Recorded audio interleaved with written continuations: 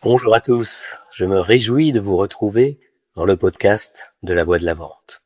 Ce podcast qui va vous donner envie de mieux vendre en moins de 5 minutes.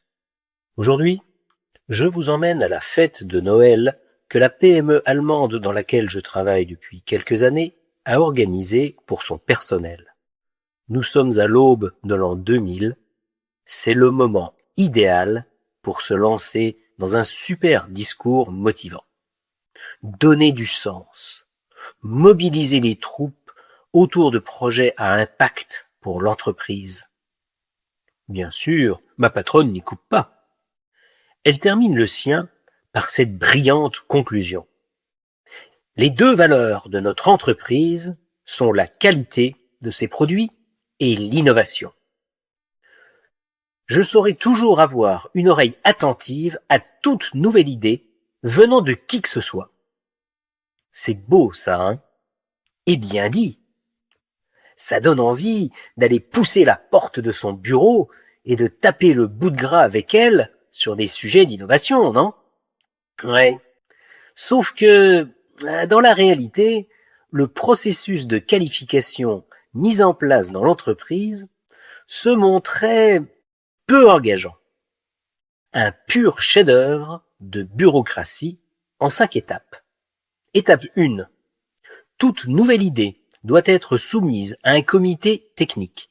Il se compose des directeurs de production, R&D, du DAF et de la direction générale. Il se réunit 3 fois par an.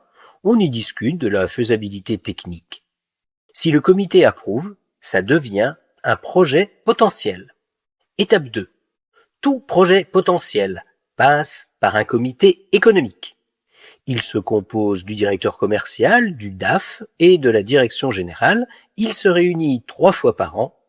Il se prononce sur le ROI. En cas d'approbation, le projet potentiel devient un projet. Étape 3. À chaque projet doit être attribué un budget pour financer des essais à petite échelle. La réunion budget a lieu 1 fois par an. Étape 4. Chaque projet avec budget repasse par les étapes 1 et 2 à la fin des essais à petite échelle. Et étape 5, si l'étape 4 est passée avec succès, le projet passe en comité de direction qui le rejette ou la valise. Dans le premier cas, on n'en entendra plus jamais parler.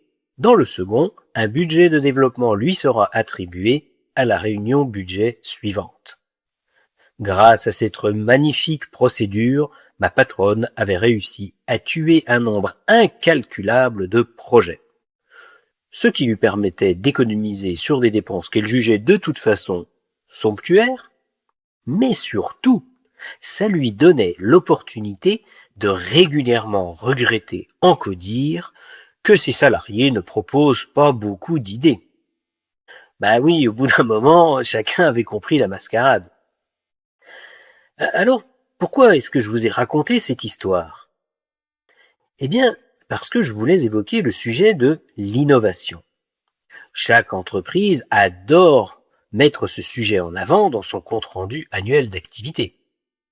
Dans les faits, ça se limite parfois à une simple belle tarte à la crème.